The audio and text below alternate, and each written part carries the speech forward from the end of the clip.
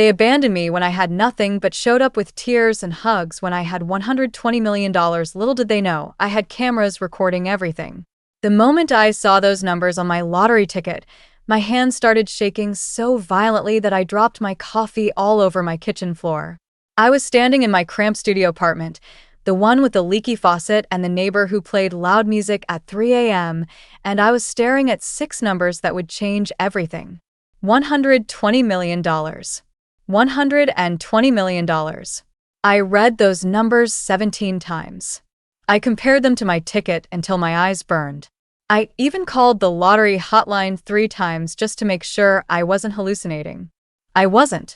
At 32 years old, after being disowned by my family for refusing to give up my dreams, after being called a failure and a disappointment for 7 straight years, I had just become one of the richest women in the state.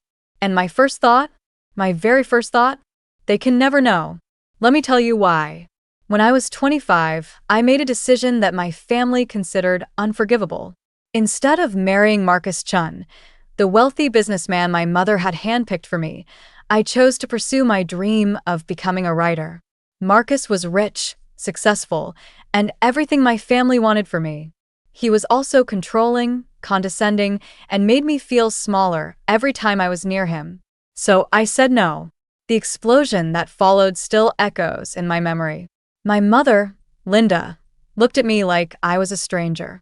"You're throwing away our family's future," she said. "Marcus would have taken care of all of us. Your father's medical bills, your sister's college tuition, everything. And you're choosing to write silly stories." My father, who was battling diabetes and high blood pressure, didn't say a word. He just walked out of the room. That silence hurt more than anything my mother could have screamed.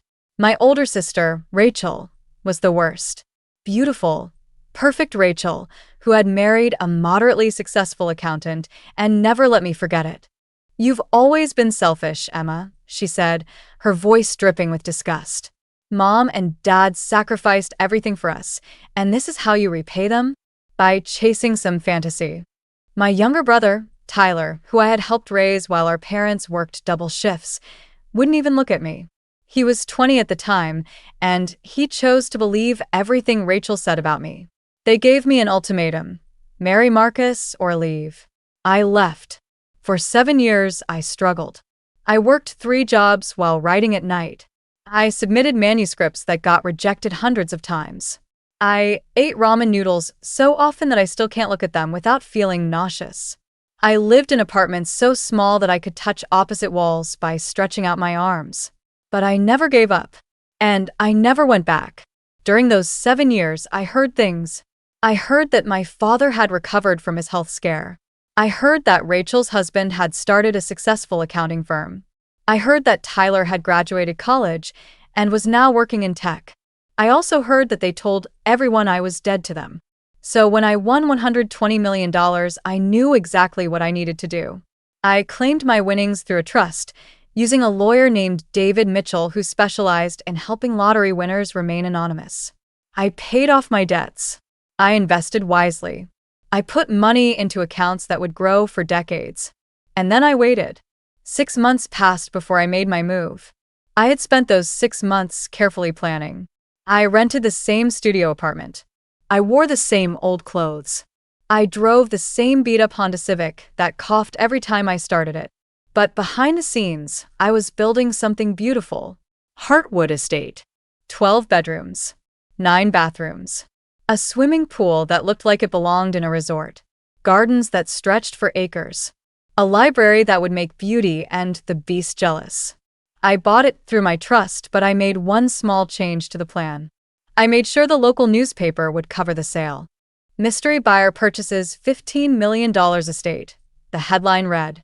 The article mentioned that the new owner was a young woman who had recently come into wealth. It mentioned that she was originally from the area. It mentioned my name. I had the article published on a Tuesday. By Friday, my phone rang for the first time in 7 years. It was my mother. "Emma? Is that you? Oh my God, Emma. We've been so worried about you." I almost laughed. Almost. "Hello, Mother," I said calmly. "It's been a while." "Where have you been?" We've been trying to find you for years. Your father has been so worried. He's been sick with worry. Mother, I interrupted. What do you want? There was a pause. A long, uncomfortable pause. We saw the article, she finally said. About the house. Emma, is it true? Did you really buy that estate? I took a deep breath. Yes, Mother. It's true. The sound that came through the phone was something between a gasp and a sob. Oh, Emma, I always knew you would be successful. I always believed in you. When can we see you? When can we visit? Your father and I have missed you so much. I'll send you the address, I said. Come on Sunday. All of you. I hung up before she could respond. Sunday arrived with perfect weather. Clear skies, warm sun, a gentle breeze that made the flowers in my garden dance. I had prepared everything carefully. The table was set for 5. The food was catered by the best restaurant in town. The champagne was chilling in ice buckets. And in every room, hidden in places no one would ever think to look, were cameras. I wasn't just going to confront my family. I was going to document everything. They arrived at 3 p.m. in 3 separate cars that probably cost more than everything I had owned for the past 7 years combined. My mother stepped out first, wearing a designer dress and jewelry that sparkled in the sunlight. She looked at my house, and I saw her jaw drop. Oh my God, she whispered. Emma. My father followed, moving slowly. He had aged significantly since I last saw him, his hair now completely gray. Rachel came next, holding hands with her husband, Gregory. And finally, Tyler, looking uncomfortable but trying to hide it. I met them at the door. Welcome to my home, I said. My mother immediately burst into tears and tried to hug me. I let her, but I didn't hug back. Emma, you look so beautiful. And this house. It's absolutely stunning. How did you? Where did you? Let's go inside, I said. We have a lot to talk about. I led them through the marble foyer, past the grand staircase, and into the dining room. Their heads turned constantly, trying to take in the chandeliers, the artwork, the sheer luxury of it all. Rachel couldn't contain herself. Emma, this is incredible. How much did this place cost? 10 million? 15. Something like that, I said. We sat down at the table, and I poured everyone champagne. My mother was still crying. My father kept clearing his throat. Tyler stared at his plate. Only Rachel met my eyes directly. So, she said, are you going to tell us what happened? Did you marry someone rich? Win something? I smiled. I'll tell you everything. But first, I want to hear from all of you. My mother jumped in immediately. Emma, we've been devastated since you left. Not a day went by that we didn't think about you. We tried to find you, we really did, but you just vanished. Mother, I said quietly, I had the same phone number for 7 years. Silence. I lived in the same apartment for 5 years. I was in the phone book. I was on social media. I wasn't hiding. More silence. Rachel shifted uncomfortably. Well, we were respecting your space. You made it clear that you didn't want to be part of this family anymore. I left because you gave me an ultimatum, I said.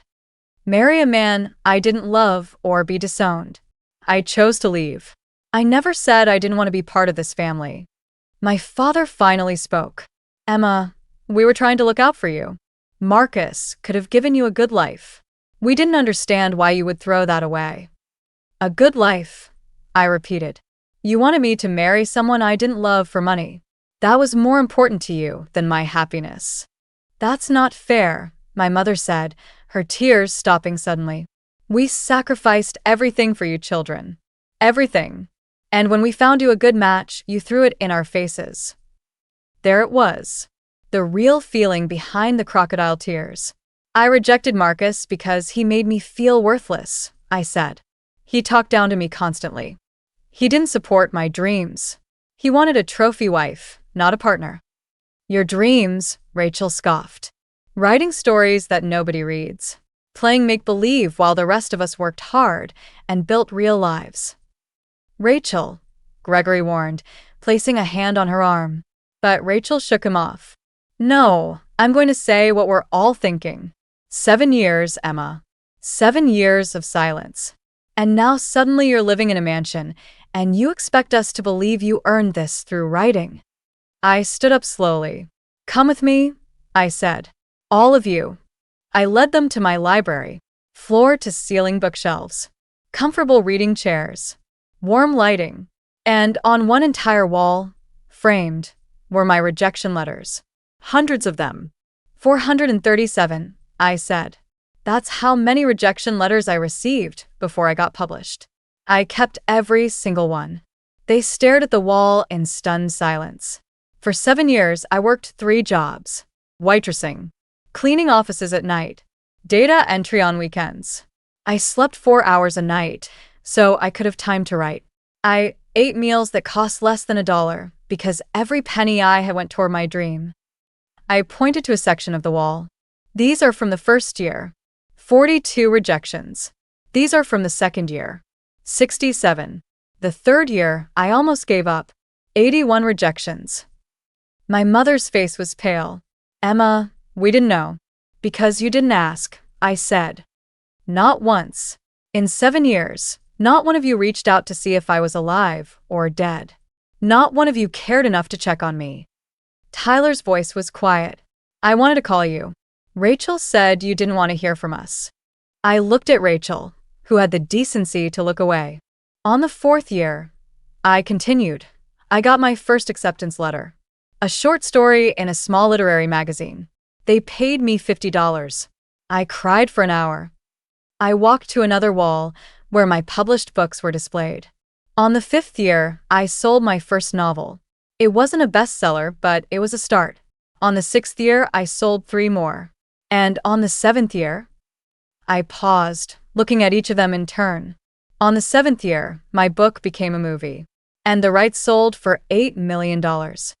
Gasps. Actual gasps. But that's not where the real money came from, I said. My father frowned. What do you mean? I smiled. 6 months ago, I bought a lottery ticket. The same lottery ticket I bought every week for 7 years, spending $1 I could barely afford. And that lottery ticket won. How much? Rachel whispered. $120 million. The silence that followed was the loudest thing I had ever heard. My mother was the first to recover. Emma, that's incredible. We should celebrate. We should. Sit down, Mother. My tone stopped her cold. I didn't invite you here to celebrate, I said. I invited you here to understand something. I walked back to the dining room, and they followed like sheep. I pulled out a folder from a drawer and laid it on the table. Do you know what this is? I asked. They shook their heads. This is a private investigator's report. On each of you. Their faces went white. After I won the lottery, I hired someone to look into what my family had been doing for the past 7 years. And do you know what I found? I opened the folder and pulled out the first page. Mother, you told everyone at church that I ran away to become a prostitute. You said I was on drugs. You said you were grieving for me like I was dead. My mother's mouth opened and closed, but no words came out. Rachel, you told your friends that I was always jealous of you, that I left because I couldn't handle being the ugly sister. You made jokes about me at parties. Rachel's face was crimson. Tyler, you told your coworkers that you didn't have a sister. When someone found an old photo of me, you said I was a former friend who died. Tyler looked like he wanted to sink into the floor. And Father. I looked at the man who had been my hero once. The man who used to read me bedtime stories and tell me I could be anything I wanted. You never defended me. Not once. When Mother talked about me, you just nodded along. When Rachel spread lies, you stayed silent. You chose peace over your own daughter. A tear rolled down his cheek, but I didn't stop. For 7 years, I had no family, no support, no one to call when I was sick or scared or lonely. I built everything myself from nothing. And now, suddenly, you show up at my door with tears and hugs, expecting me to welcome you back. Emma, please, my mother begged. We made mistakes. We're sorry. But we're family. Family forgives. I laughed. Actually laughed. Family forgives? Where was that forgiveness when I was 25 and scared and alone? Where was that family love when I was eating crackers for dinner because I couldn't afford real food? I pulled out another document from the folder. I know why you're really here. All of you. Their faces went even paler. Mother, you and father are in debt. The house is mortgaged 3 times. Father's business failed 2 years ago, and you've been living on credit cards ever since. My mother's tears were gone, replaced by a hard expression. Rachel, your husband's accounting firm is being investigated for fraud. You might lose everything. Your house, your cars, your precious country club membership. Rachel grabbed Gregory's hand, both of them looking terrified. And Tyler, you lost your job 3 months ago. You've been telling everyone you're freelancing, but you haven't paid rent in weeks. You're about to be evicted. Tyler couldn't even look at me. You didn't come here because you missed me, I said. You came here because you saw an opportunity. You thought poor, naive Emma would be so happy to have her family back that she would open her checkbook and solve all your problems. That's not true, my mother shouted. We love you, Emma. We've always loved you. Stop lying to me. My voice echoed through the mansion. I have cameras everywhere. I've been recording this entire conversation. I heard you in the car, Mother. I heard you tell Father to turn on the charm because we needed to secure the bag. I heard Rachel tell Gregory that they should get as much as possible before Emma figures out what's happening. Complete and utter silence. My mother's face transformed. The loving mother mask dropped away, revealing the calculating woman underneath. Fine, she said coldly. You want the truth? Here's the truth. You owe us. I owe you. I was genuinely shocked. We raised you. We fed you. We clothed you. And you abandoned us without a second thought. Everything we're going through now is because we spent our money on you and your siblings. If you hadn't been so selfish 7 years ago, none of this would be happening. Rachel nodded vigorously. She's right. You could have married Marcus. He would have helped the whole family. But no, you had to follow your dreams. And now you're rich, and we're suffering. I stood very still. So, you think I owe you money for being born? For being your daughter? You owe us everything, my mother said. And you're going to pay. I nodded slowly. Okay. They all looked surprised. Okay, Rachel repeated. I'll give you what you deserve. I walked to a cabinet and pulled out 4 envelopes, each one labeled with their names. Open them. They ripped into the envelopes eagerly, expecting checks worth millions. Instead, they found photos. Photos of each of them laughing and living their best lives while I struggled. Social media posts where they mocked me. Screenshots of messages where they called me terrible names. And at the bottom of each envelope, a single sheet of paper. What is this? My father asked, his voice shaking. That, I said, is a legal document. It states that you are never to contact me again.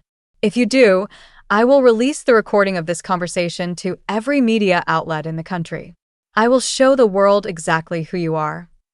My mother stood up, so fast her chair fell backward. You can't do this. We're your family. You were never my family, I said quietly. Family doesn't abandon each other. Family doesn't spread lies. Family doesn't show up after 7 years only because they want money. I pressed a button on my phone and the front doors opened. Security will escort you out. 2 large men in suits appeared in the doorway. My mother, my father, Rachel, Gregory, and Tyler all stood frozen. Emma, please, Tyler said, his voice cracking. I'm sorry. I really am. I was young and stupid, and I listened to them instead of thinking for myself. I should have called you. I should have. He started crying. For a moment, just a moment, my heart softened. I walked over to him. Tyler, do you remember what you said about me? To your coworkers? To your friends? He nodded, tears streaming down his face. You said I was dead to you. You said you wished I had never been born. He flinched like I had slapped him. I read those messages, Tyler. Every single one. You weren't just following Rachel and Mom. You enjoyed it. You made jokes at my expense. You called me names that I can't even repeat. I was angry, he sobbed. I was so angry that you left. You were my big sister, and you just left. I left because I had no choice, I said. And instead of being angry at the people who drove me away, you blamed me. I stepped back. Maybe in 10 years, when you've had time to really think about what you did, we can talk. But not now. Not today. Tyler was led away by security, still crying. Rachel tried one last time. Emma, you're making a mistake. People like you, people who get rich suddenly, they need family to ground them. You're going to end up alone and miserable. I'd rather be alone and at peace than surrounded by people who only love me for my money. Rachel's face twisted with fury. You'll regret this. Mark my words, you'll regret this. Goodbye, Rachel. My parents left last. My mother was silent, her face a mask of rage. But my father stopped at the door. Emma, he said softly. I waited. I'm proud of you. For a second, I couldn't breathe. I'm proud that you didn't give up. I'm proud that you followed your dreams. And I'm sorry. I'm so sorry that I didn't protect you. A tear slipped down my cheek. You're saying that now because I'm rich. He shook his head. I'm saying it because I'm old, and I'm tired, and I realized too late that money doesn't matter. Happiness matters. And you chose happiness over money, and that took more courage than I ever had. He reached into his pocket and pulled out something small. I've carried this for 7 years. Every single day. It was a photo. A photo of me at 8 years old, sitting on his lap, laughing. This was the day you told me you wanted to be a writer. You said you wanted to create worlds that people could escape to. And I told you. I finished the sentence for him. You told me that anyone who dreams that big deserves to have their dreams come true. He nodded, tears falling freely now. I forgot that. Somewhere along the way, I forgot what really mattered. And I'm sorry, Emma. Not because you're rich. Because you're my daughter, and I failed you. For a long moment, I said nothing. Then I walked over and hugged him. He hugged me back, shaking with sobs. Go home, Dad, I whispered. Get help for your finances. Talk to a lawyer about the debt. And maybe in a few months we can have coffee. Just you and me. He pulled back, hope lighting up his tired eyes. Really? I'm not promising anything. You have a lot to make up for. But you're the only one who apologized without asking for anything. That means something. He nodded, clutching the photo to his chest. As he walked out the door, he turned back one last time. I always knew you would be amazing, Emma. Always. And then he was gone. I stood in my empty mansion, surrounded by more luxury than I had ever dreamed of, and I felt free. Not happy, exactly. The wounds my family had inflicted were too deep for that. But free.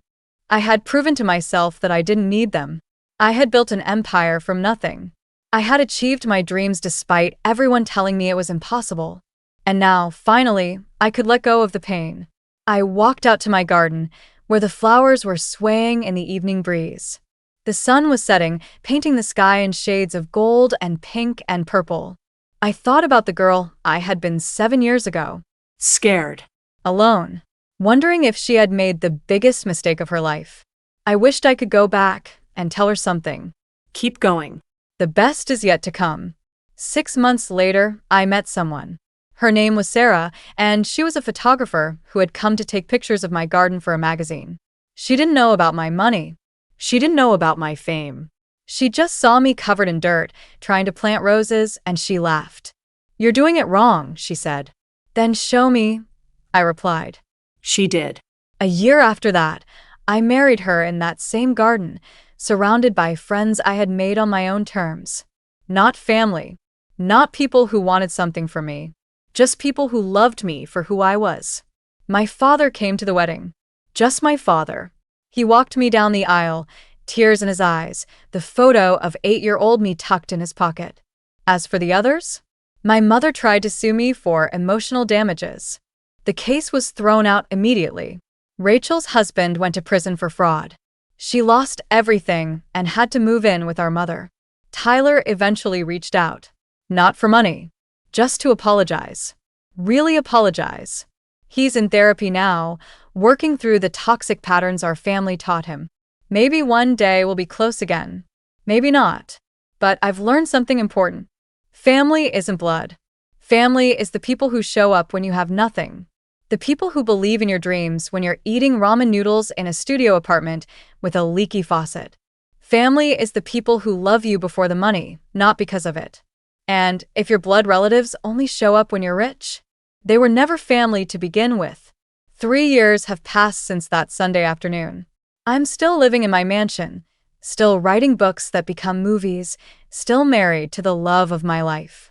And sometimes late at night, I walk through my house and I look at those 437 rejection letters hanging on my wall. Not as reminders of failure, as proof of persistence.